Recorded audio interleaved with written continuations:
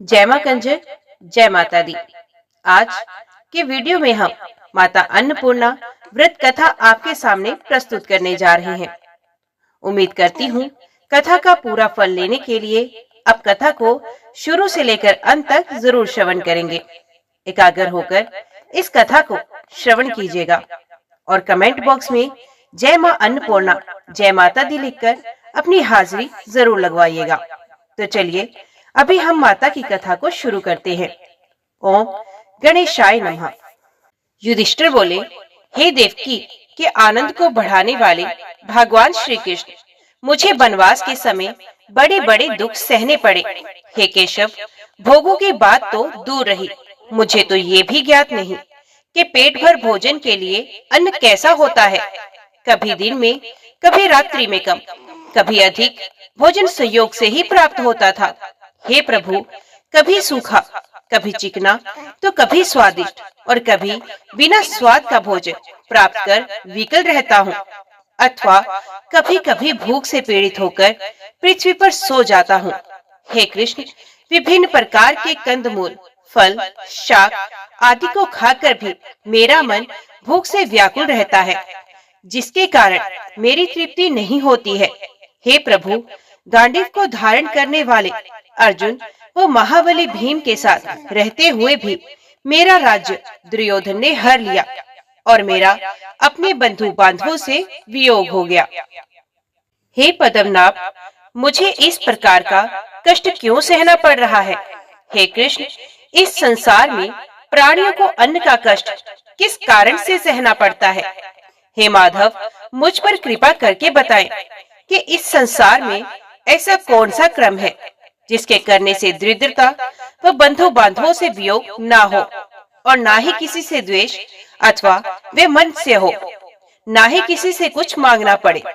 श्री भगवान बोले, जब पिता की आज्ञा को मानकर समस्त राज्य त्याग कर श्री रामचंद्र अपनी पत्नी सीता और अपने अनुज लक्ष्मण के साथ दंडकारण्य वन में निवास कर रहे थे, उस समय हे राजन, एक दिन लक्ष्मण भोजन की खोज में दिन भर अरण्य में घूमते रहे, किंतु सायंकाल तक जब उन्हें कुछ ना मिला तो वे श्री राम के पास वापस लौट आए और उन्हें प्रणाम कर दुखी और आंखों में अश्रु भर चुपचाप उनके सामने बैठ गए।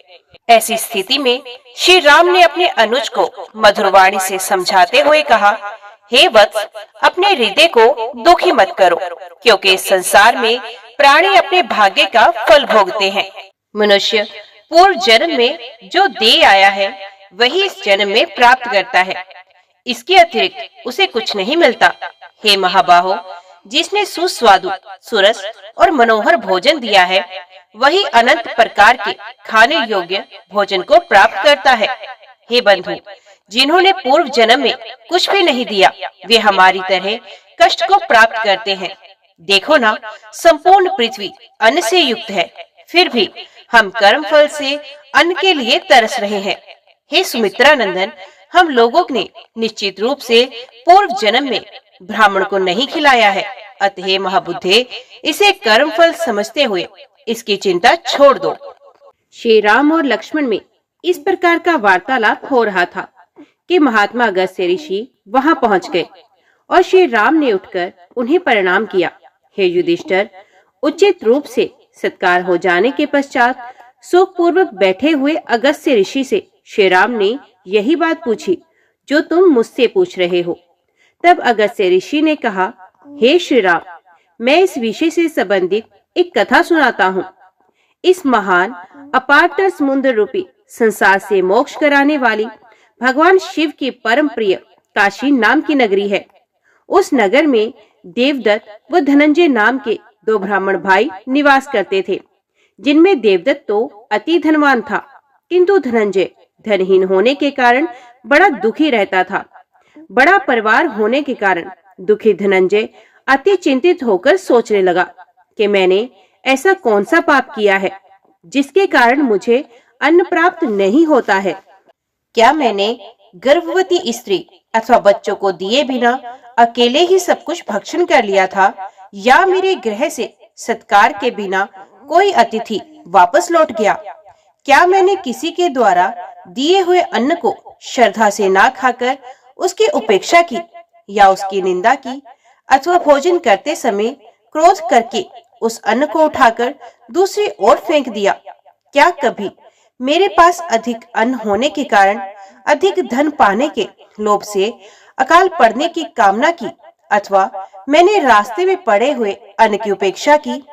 क्या मैंने किसी के द्वारा प्रदत्त किए हुए अन्न को बिना तृप्त हुए ही अहंकार से त्याग दिया, या श्राद्ध से निमंत्रित होकर भी मैं धन के मद में आकर वहां नहीं गया? क्या मैंने देव पूजा के समय परिवार की स्त्रियों की निंदा तो नहीं की? क्या मेरे गृह में भोजन करने वाले सदैव बिना तृप्त हुए ही रह जाते थे, अथवा उत्तम अन्न के रहते हुए भी मैंने अपने बंधु बांधव के कुअन्न तो नहीं प्रदान किया? क्या श्राद्ध के दिन मैं किसी बहाने से विघ्न तो नहीं डाल देता था, या पितृ देवता और ब्राह्मणों के निमित्त कार्य का निषेध तो नहीं कर देता था, जिसके कारण मुझ कुटुंबी को प्रतिदिन ही अन्न दुर्लभ हो गया है, जबकि पूर्ण भोजन योग्य अन्न प्राप्त करने के लिए मैं अत्यधिक परिश्रम करता हूँ। भूख से पीड़ित अति शिक्षित अपने बालकों को देखकर मेरा हृदय विदीर्ण हो जाता है। धनवान के बच्चों को अच्छा अच्छा भोजन खाते देखकर ये मेरे बच्चे उनसे भी मांगने जाते हैं। अपनी दीन माता को ये बालक पकड़ पकड़ कर खींचते हैं। इस प्रकार ये बालक अपने आप भी रोते हैं और अपनी माता को भी रुलाते हैं, और बच्चों की मुख की कांति नष्ट हो गई है। खाली हाथ मेरे घर जाने पर भूख से मुरझाए हुए मुख वाले मेरे बच्चे जब मुझे टटोलते हुए अन्न की खोज करते हैं, तो इनकी दशा देखकर मुझे ज्वर चढ़ जाता है। तब मैं समझता हूँ कि मैं पृथ्वी में धंसता जा रहा हूँ। क्या कारण है कि मुझे इस प्रकार दरिद्रता प्राप्त हुई है? क्या मैंने समस्त क्लेशों व कष्टों का नाश करने वाले भगवान विष्णु का सदैव पूजन नहीं किया? क्या मैंने स्वर्ण एवं गो का दान नहीं किया और एकादशी का व्रत भी नहीं किया? अथवा अन्य लोगों की नगन स्त्रियों को क्या मैं प्राय देखता रहा? क्या कोई कामातुर शूद्रा मेरे साथ मेरी शैया पर सोई? क्योंकि शूद्रा के संसर्ग से निस्संदेह ही ब्राह्मण की लक्ष्मी व ब्राह्मण तब समाप्त हो जाता है। क्या मैंने क्रोध में आकर अपनी माता को कठोर वचन कहे या पिता की निंदा की, अथवा स्त्रियों के विलक्षण रूप को देखकर उनकी निंदा की? क्या ऋतु काल में मैंने अपनी भार्या का त्याग किया या अन्न ग्रहण करते समय उसे कठोर वचन कहे? कहीं मैं सदा दूसरों को झूठा कलंक ही लगाता रहा या दूसरों से नीचता व उनसे हिंसा करने पर तत्पर रहता था? क्या मैं सदैव लोगों से झूठा द्वेष रखता था या उनसे वाद विवाद किया करता था? मैं बड़ा विद्वान हूँ, किसी से क्या कहूँ? क्या मुझसे ऐसा अभिमान था या बेकार की प्रतिज्ञा लिया करता था? इस प्रकार चिंतित उस ब्राह्मण ने एक दिन मणिकर्णिका घाट पर स्नान किया और भगवान शिव को प्रणाम कर मुक्ति मंडप में बैठ रुद्र सूक्त का पाठ करने लगा। इसी कार्य में पूरा दिन व्यतीत हो गया। रात्रि में कुशा के आसन को जमीन पर बिछाकर अपनी दरिद्रता के निवारण का चिंतन करते हुए वे भगवान शंकर और माता पार्वती का स्मरण कर ऐसे ही सो गया। उसे स्वप्न में एक अति मनोहर जटाधारी ब्राह्मण दिखाई दिया और उस ब्राह्मण ने धनंजय से कहा, हे धनंजय, प्राचीन काल में कांचीपुर के राजा का शत्रुमर्दन नाम का एक पुत्र था। जब राजकुमार शत्रुमर्दन को उसके पिताश्री ने राजकुमार बनाया, तो उसने अपने मित्र हेरम्ब को राजकुमार ने अपने ही तुल्य कर दिया। एक बार राजकुमार अपने मित्र हेरम्ब के साथ अरण्य में शिकार खेलने के लिए गया। वहां उस राजकुमार ने अनेकों सुकरों, भैंसों, गैंडों, भेड़ों तथा खरगोशों का वध किया। अति प्रसन्न हो अपनी सेना के साथ वे राजकुमार शिकार कर रहा था, तो वहां पर्वत के समान अति भयंकर एक सूकर उसे दिखाई पड़ा। वे सूकर ऐसा दिख पड़ रहा था कि मानो समस्त पृथ्वी को खंड खंड कर देगा और संपूर्ण सेना को वे निगल जाएगा। प्राण बचाने के लिए चारों तरफ से लोग उस सूकर पर तीखे बाणों की बौछार करने लगे। भयंकर नाद करते हुए सहस्रों कुत्ते उस पर टूट पड़े, किंतु उस युवा सूकर ने उनकी जरा भी परवाह कर उन कुत्तों को चीरकर मार डाला। उसने मनुष्यों के वक्षस्थल व जांघों को चीर डाला और घोड़ों के अंडकोश नोच लिए, जिससे घबराकर सभी भाग खड़े हुए। भयंकर कोलाहल को सुनकर राजकुमार शत्रुमर्दन भी वहां आ गया और उसने सूकर पर अति वेग वाले पूंछ से युक्त बाण चला दिया, किंतु वे सूकर उस बाण की परवाह किए बिना राजकुमार के घोड़े पर झपटा, जिससे भयभीत होकर राजकुमार का घोड़ा अति वेग से भागा। राजकुमार ने पीछे की ओर मुख कर उस सूकर को पुनः तीव्र बाण से मारा। राजकुमार शत्रुमर्दन के इस शस्त्र से घायल हो वे सूकर भाग गया। तभी राजकुमार ने तेज धार वाले खड्ग के साथ उस सूकर का पीछा किया। जिस गति से वे सूकर भाग रहा था, उसी गति से उसका पीछा अति तीव्र गति के घोड़े के बिना नहीं किया जा सकता था। अकेला हिरंब ही राजकुमार शत्रुमर्दन के पीछे गया। इसका कारण ये था कि उसका घोड़ा भी राजकुमार के घोड़े के सदृश गति वाला था। राजकुमार ने लगभग 100 योजन की दूरी पर जाकर उस सूकर को मार डाला तथा घोड़े से उतरकर उसकी कसी हुई जीन को खोलकर उस घोड़े को भ्रमण करवाने लगा। इसी बीच हिरंब वहां आ गया और घोड़े से उतरकर उसने शत्रुमर्दन के घोड़े को पकड़ लिया। कुछ क्षण विश्राम करने के उपरांत भूख प्यास से व्याकुल उन दोनों वीरों ने कुश व समिधा के संचय के लिए जाते हुए किन्हीं मुनि से जल के लिए पूछा। मुनि उन्हें अपने आश्रम पर ले गए और वहां उन्होंने अपनी थकान को दूर किया। जब उन्होंने स्नान करके जल पिया, तब मुनि ने उन्हें खाने के लिए सावा का सत्तू दिया। उच्च वृत्ति से प्राप्त और पितरों, देवताओं व अग्नि को अर्पित करने के पश्चात बचे हुए सत्तू को प्राप्त कर बुद्धिमान राजकुमार अति प्रसन्न होकर हृदय से उसका भक्षण करने लगा। किंतु वे राजकुमार का मित्र हिरंब, जिसने कुछ दिन पूर्व ही विशाल संपत्ति प्राप्त की, जिसके कारण वे अति गर्वित हो चुका था, ज्यों ही उस सत्तू को खाने बैठा तो उसने अपनी नाक भोंककर सिकोड़कर उस सत्तू की निंदा करते हुए थोड़ा सा खाया और कहा कि इसमें स्वाद नहीं है, और उस सत्तू को धरती पर बिखेरने लगा। अंत में उस मूर्ख ने उस सत्तू को छोड़ दिया, किंतु राजकुमार शत्रुमर्दन ने धरती पर बिखरे हुए सत्तू को उठाकर खा लिया। इतना ही नहीं, बचे हुए सत्तू को जल में घोलकर वे पी भी गया। इसके पश्चात विश्राम करके मुनि से जाने की आज्ञा मांगी। इस प्रकार राजकुमार अपने मित्र हिरंब के साथ अपने नगर आ पहुंचा। इतना कहकर जटाधारी ब्राह्मण ने कहा कि जो तुम्हारा भाई देवदत्त है, वही उस जन्म में राजकुमार था। उसने जो धन धान्य से युक्त होकर कण कण के द्वारा निर्मित मुनि से दिए गए सत्तू का उपयोग करने से काशी नगरी में जन्म लिया, तथा कण कण से निर्मित मुनि के द्वारा दिए गए उसी सत्तू के अनादर को दोष से वही हिरंब तुम देवदत्त नाम के ब्राह्मण हो, जो अति दरिद्र होकर इस पृथ्वी पर इधर उधर घूम रहे हो। इस प्रकार जो लोग अन्न का अनादर करते हैं, वे सदैव दरिद्र रहते हैं। उन्हें कभी भर पेट अन्न नहीं प्राप्त होता और वे हमेशा दुखी रहते हैं।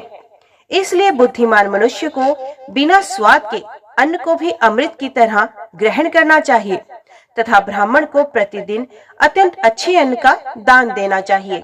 इसलिए हे ब्राह्मण, तुम श्रद्धा से अति उत्तम अन्नपूर्णा का व्रत करो। ऐसा करने से तुम्हें अन्न का दुख कभी नहीं होगा तथा अच्छे लोगों से तिरस्कृत भी नहीं होगे। स्वप्न में किसी ब्राह्मण के द्वारा कही गई इस बात को सुनकर उस ब्राह्मण की नींद उचट गई और ये व्रत करने को उत्सुक हो गया।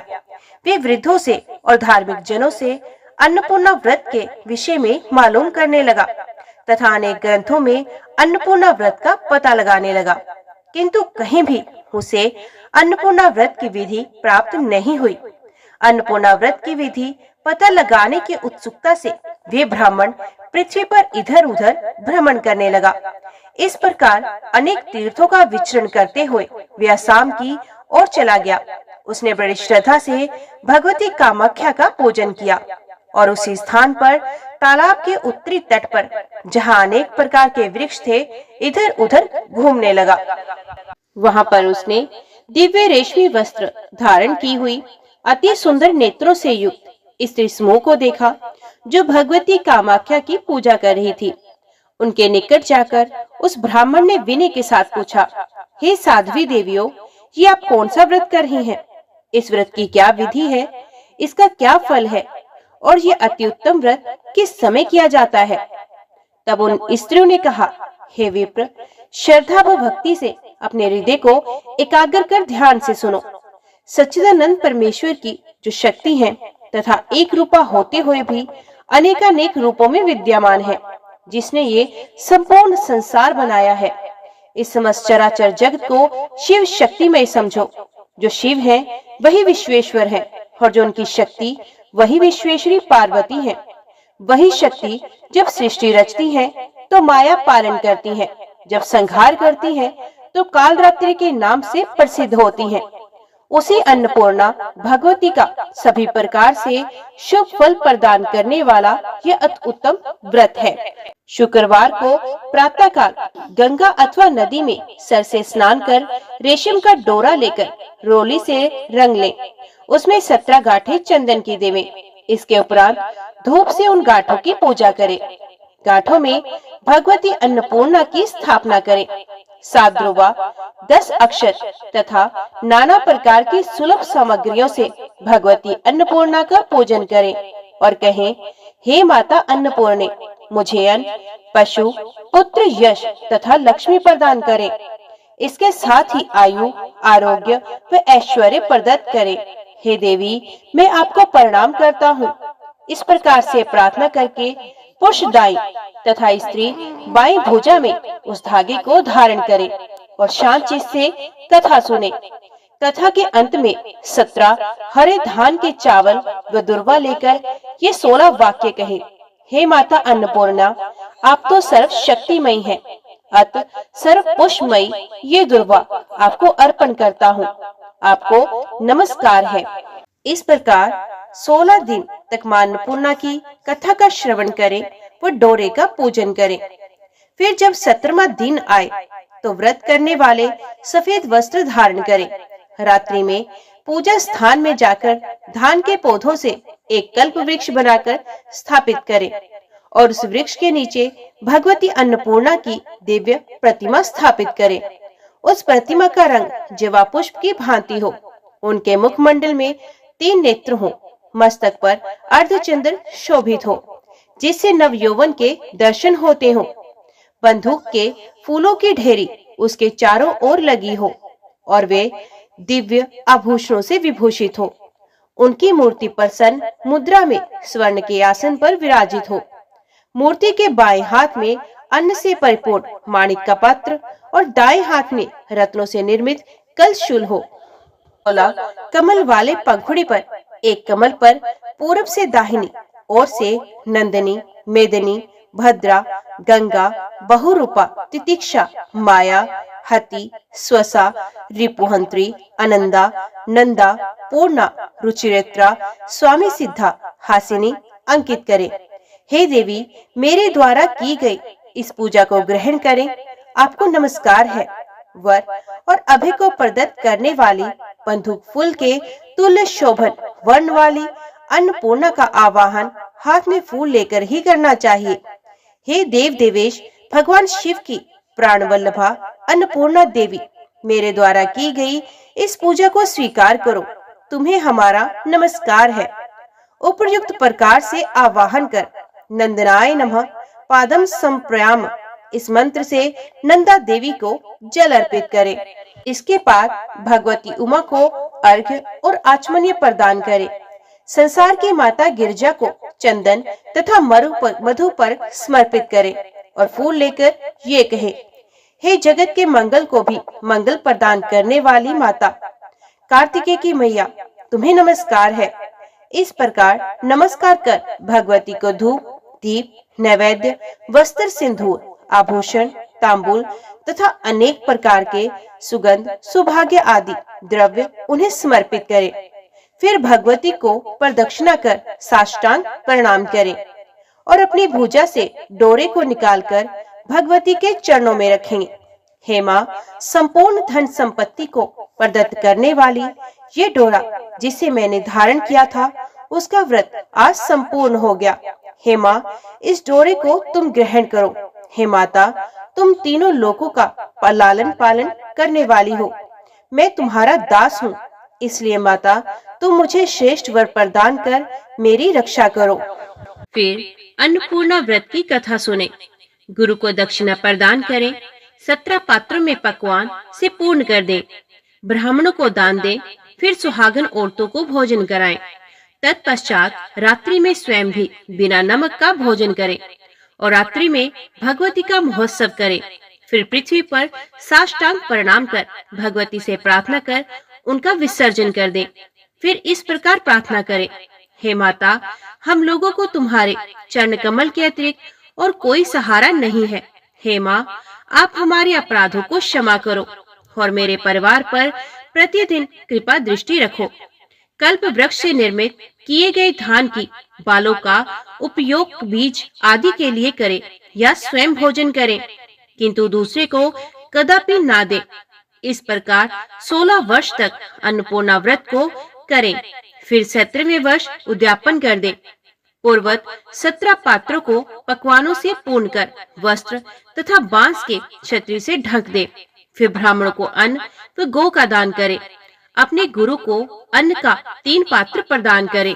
इस प्रकार वहां पर पूजा करने वाली ईश्वर ने उस धनंजय से कहा, जिनको इस व्रत के फल में संदेह हो तथा जिसे देवता और गुरु वचनों में श्रद्धा न हो, उनको ये व्रत नहीं करना चाहिए।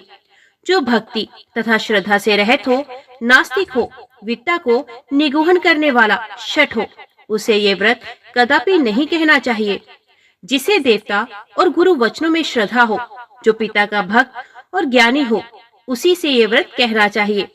उन स्त्रियों के द्वारा अन्नपूर्णा व्रत को सुनकर धनंजय अति प्रसन्न हुआ और अपने जन्म को कृतार्थ समझकर उसने स्त्री समूह को प्रणाम किया। फिर अन्नपूर्णा का व्रत करने लगा। वे इस व्रत को करके अपने घर काशी में गया। उसकी लक्ष्मी प्रतिदिन बढ़ने लगी। मदमस्त हाथी व घोड़ों से उसका घर सुशोभित हो रहा था। उसके घर में स्वर्ण की सीढ़ियां हो गई, जिनके नेत्र कमल के तुल्य सुशोभित हो रहे थे तथा गले में सोने का आभूषण सुशोभित हो रहा था, जो सुंदर वस्त्र धारण किए हुए थी। ऐसी अनेकानेक दासियों से उसका घर सुशोभित हो गया। 1 वर्ष के भीतर ही वे कुबेर के समान धनवान हो गया और राजकुमारों के सदृश उसके नौकर घर में घूमने लगे। वे ब्राह्मण भी युवा हो गया। उसने अपना दूसरा विवाह कर लिया। प्रथम विवाह वाली स्त्री से दूसरे सुंदर समलंकृत घर में अपनी स्त्री से विषय भोग करने लगा। एक समय उस ब्राह्मण ने अपनी बड़ी पत्नी के घर निवास किया और शुक्रवार को उसने अन्नपूर्णा व्रत के निमित्त हाथ में डोरे को बांधा। फिर भोजन कर वे अपनी दूसरी पत्नी के घर गया और दूध के समान स्वच्छ छैया पर कामातुर हो अपनी स्त्री से संभोग करने लगा। उसकी पत्नी चंचल स्त्री स्वभाव के कारण ने अनेक प्रकार के आमोद प्रमोद के साथ रमण करते हुए उसके हाथ से बंधे हुए डोरे को देख लिया और समझ गई कि मेरी सोत ने वश में करने के लिए इस डोरे को बांधा है। इसी आशंका से उसने ब्राह्मण के हाथ में बंधे हुए उस डोरे को छीनकर दासी के द्वारा आग में जलवा दिया। काम के आवेश में रहने के वशीभूत उस ब्राह्मण को इस बात का पता नहीं हुआ। फिर दूसरे दिन उस ब्राह्मण ने अन्नपूर्णा की कथा के समय अपने दासों से डोरे के विषय में पूछा।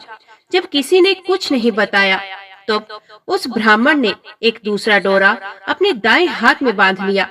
पूर्व डोरे को अग्नि में जला देने के कारण उस ब्राह्मण की लक्ष्मी वर्ष के भीतर नष्ट हो गई और वे धनंजय पूर्व की तरह दरिद्र हो गया। उसे कहीं भिक्षा भी न मिलती थी। वे विचलित हो उठा और विचार करने लगा कि मेरे डोरे को किसने चुरा लिया। जिस दिन से मेरा डोरा नष्ट हुआ, उसी दिन से मुझे दरिद्रता ने घेर लिया है। यद्यपि मैं भगवती का व्रत कर रहा हूँ, फिर भी मुझे फल नहीं होता। इसका क्या कारण है? पहले जब मैं दरिद्र था तो भिक्षा भी मिल जाती थी, पर इस बार की दरिद्रता में तो मुझे भिक्षा भी नहीं मिलती। अब मैं इसका कारण किससे पूछूं कि मेरी लक्ष्मी क्यों नष्ट हुई? इसलिए जो हो मैं पुण्य उसी देश में चलूं और उसी स्त्रियों से इसका कारण पूछूं। ऐसा विचार कर वे ब्राह्मण उस कामाख्या नगरी को पुण्य चला गया, जहाँ उसे ये व्रत प्राप्त हुआ था। वहाँ जाने पर ना तो वे नगर दिखाई पड़ा और ना ही वे स्त्रियां दिखाई पड़ी। केवल घनघोर पहाड़ और जंगल ही वहाँ उसे दिखाई दिए। पक्षी भी वहाँ दिखाई नहीं दिए। मनुष्य की तो बात दूर रही। वे ब्राह्मण चिंता करता हुआ उस घनघोर वन में अकेले भ्रमण करने लगा। वे विचार करने लगा कि जिस पापी ने मेरे हाथ का डोरा ले लिया और मेरे व्रत का विघटन किया, उसे क्या लाभ हुआ? वे सुंदर नगरी कहाँ है? वे देवता व देवालय भी नहीं दिखाई रहा। निश्चय ही ये मेरे भाग्य का ही दोष है कि विधाता ने सब कुछ नष्ट कर दिया। हाय हाय, मैं भाग्य रहित हूँ। केवल दुख पाने के लिए ही स्वर्ग से पृथ्वी पर आया हूँ। अत केवल कष्ट सहने के लिए ही प्राणों को धारण नहीं करूँगा। ऐसा विचार कर वे धनंजय सामने के कुएं में मरने की इच्छा से कूद पड़ा। उस कुएं में गिरने से उसे कोई चोट तो नहीं लगी, किंतु एक प्रकाश दिखाई दिया। वे उसी रास्ते से जाकर एक उत्तम प्रदेश में पहुंच गया, जो अनेक लताओं से परिपूर्ण था और जिसमें अनेक जंगली जंतु घूम रहे थे। उस प्रदेश में मयूर नाच रहे थे। सुंदर पर्वत श्रेणियों से वे विराजमान था। मतवाली कोकिल बोल रही थी और भोरों का गुंजार कर रहा था। फलों से लदे हुए अनेक प्रकार के वृक्षों से और कदली दलों से वे प्रदेश अति सुशोभित हो रहा था। ये देखकर ब्राह्मण आश्चर्य में डूब गया। फिर उसने समुद्र के तुल्य विशाल एक सरोवर देखा, जिसमें कमल खिले हुए थे। हंस, चक्रवाक तथा बत्तख से वे अति सुहावना प्रतीत लग रहा था। बड़ी बड़ी मछलियों के पूंछ के आघात से उठे हुए जल बिंदुओं से वे आकाश के तारागणों को शुद्ध कर देता था। वे तरंग से संस्पृष्ट वायु से गगन को छू रहा था। उसी तालाब के दूसरे किनारे पर उस ब्राह्मण ने अति मधुर गाना सुना। शरद, गांधार, ऋषभ स्वरों में गाया जाने वाला वे गीत बड़ा आकर्षक था।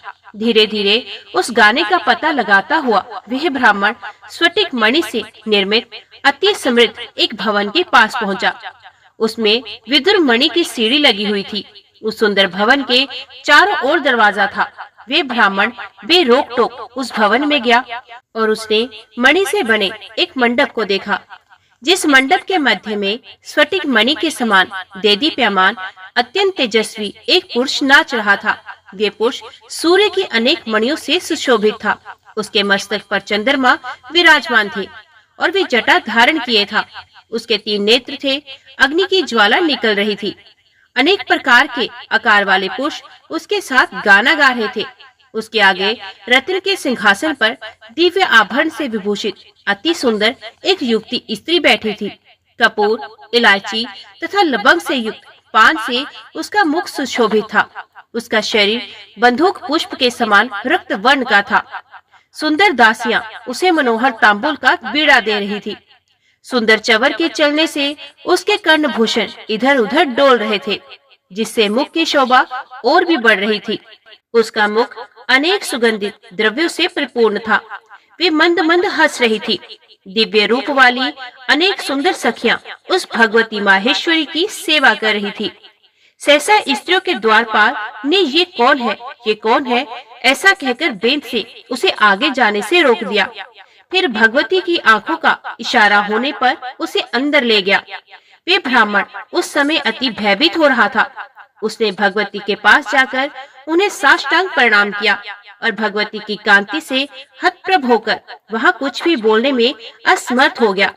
तब तांबुल देने वाली सखी ने उसे आश्वासन देते हुए कहा, हे ब्राह्मण, तुम संपत्ति की समृद्धि के लिए जिसका व्रत करते हो, ये वही त्रिलोक्य की माता साक्षात अन्नपूर्णा है। ये समस्त दुख व दरिद्रता की विनाशिका है तथा अनेकानेक प्रकार के संपत्ति प्रदान करती हैं और सृष्टि को स्थिर करने वाले देवताओं के भी देव ये महेश्वर हैं। यही शिव हैं और उनकी माया शक्ति अन्नपूर्णा है। हे ब्राह्मण, इस संसार में जो कुछ भी दिखाई पड़ता है वे शिव शक्त्यात्मक ही है। इनकी ये क्रीड़ा देखकर तुम आश्चर्यचकित मत हो। लोकोत्तर महापुरुषों के चरित्र को जानने वाला कौन है? हे ब्राह्मण, तुम इस अन्नपूर्णा व्रत को पुण्य करो, जिसको कामरूप देश में नदी के किनारे सखियों के द्वारा किया जाता हुआ तुमने देखा था। इस व्रत के करने से तुम पुण्य, आयु, लक्ष्मी और श्रेष्ठ संतान प्राप्त करोगे। हे ब्राह्मण, भाग्य के नष्ट होने पर लक्ष्मी इंद्र को भी छोड़ देती है, परंतु अन्नपूर्णा व्रत के प्रभाव से पुरुष को पुत्र, पौत्र तथा धनादि का वियोग कभी नहीं होता। तुम अति भाग्यवान हो। ब्रह्मा आदि से भी दुर्लभ भगवती का दर्शन प्राप्त किया। तब वे ब्राह्मण साष्टांग प्रणाम करता हुआ कहने लगा, हे माता, तुम प्रसन्न हो और संसार के दारिद्र्य दुख का विनाश कर रक्षा करो तथा सभी को पवित्र करो। हे माता, वही कुल तथा शील से युक्त है जिसे तुमने करुणा पूर्वक देखा है और जो अपारतर संसार रूपी समुद्र से संपूर्ण प्राणियों को तारने वाला है। उस भगवान विश्वेश्वर को नमस्कार है। तब अन्नपूर्णा ने प्रसन्न होकर कहा, हे ब्राह्मण, जो मेरे प्रिय इस उत्तम व्रत को करते हैं, उनकी श्री लक्ष्मी सदैव बनी रहती है। उनके लक्ष्मी का कभी विनाश नहीं होता। उन्हें कभी अन्न का क्लेश कष्ट नहीं होता और ना उनकी संतति का विनाश ही होता है। और जो मेरे इस व्रत को कहेंगे वे राजाओं से पूजित होंगे। वे सदैव धर्मशील तथा गुणों से युक्त रहेंगे और मधुर भाषण करने वाले होंगे। हे ब्राह्मण, मैं कभी उनके घर को नहीं त्यागती जिनके घर में लिखी हुई ये मेरी अन्नपूर्णा व्रत की कथा होगी। उनके गृह में मेरा सदैव निवास रहेगा। हे ब्राह्मण, इस व्रत का अनुष्ठान करो। मैं तुम्हारे ऊपर सदैव अनुग्रह करूंगी। अब मैं काशी जा रही हूँ। विश्वेश्वर के दक्षिण तुम हमारा निर्माण करो। इसके बाद प्रसन्न होकर भगवती ने ब्राह्मण को वर दिया, हे ब्राह्मण पुत्र, दंड पाणी में मेरे अत्यंत प्रिय गण हैं। उन्हें तुम प्रसन्न करो। वे प्रसन्न होने पर सबको अन्न प्रदान करेंगे और जो लोग अन्नपूर्णा के इस व्रत को अनुष्ठान करेंगे वे इस लोक में धन धान्य से पूर्ण होंगे तथा अंत में उन्हें शिवलोक प्राप्त होगा। हे धनंजय, अंत में तुम काशी में जाकर मेरे गण होगे तथा तुम्हारी स्त्री पार्वती सदृश होगी। तदुपरांत वे ब्राह्मण भगवती पार्वती भगवान शिव को प्रणाम कर काशी चला गया और वहां जाकर उसने कल्याण को देने वाला अन्नपूर्णा व्रत किया। हे राजन, उसने अच्छे अच्छे पकवान बनाकर सबको एकत्रित कर दिया। अन्नपूर्णा का अन्नकूट किया। इतनी कथा सुनाकर भगवान कृष्ण ने युधिष्ठिर से कहा, हे राजन, व्रतों में सर्वोपरि इस अन्नपूर्णा व्रत को करके श्री रामचंद्र जी ने भी पुण्य अपनी राज्य संपत्ति प्राप्त की थी। हे महाबाहो, यदि आप भी लक्ष्मी, यश, कीर्ति तथा संतान प्राप्ति की इच्छा रखते हैं तो अपने सभी भाइयों के साथ इस व्रत को अवश्य कीजिए। प्राय करके जो व्यक्ति भाग्यहीन होते हैं वे इस व्रत को नहीं कर पाते, क्योंकि हमेशा उनका हृदय चंचल एवं उद्विग्न रहता है। ऐसे लोग किसी की उन्नति भी नहीं देखना चाहते। नंदी बैल पर चढ़ने वाली भगवान शंकर की अर्धांगिनी पत्नी, सब पर दया दृष्टि रखने वाली ऐसी हिमालय पुत्री श्री अन्नपूर्णा देवी जी को मैं प्रणाम करता हूँ। जय माँ कंजक, जय माँ अन्नपूर्णा, जय माता दी।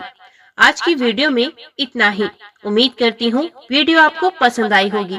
वीडियो पसंद आई हो तो वीडियो को लाइक और चैनल को सब्सक्राइब जरूर कीजिएगा। जय माता दी लिखकर कमेंट बॉक्स में अपनी हाजिरी और अपने सुझाव देना ना भूलिएगा। तो मिलते हैं अगली कथा अगली वीडियो के साथ। तब तक के लिए देखते व सुनते रहिए। जय माँ कंजक, जय माता दी।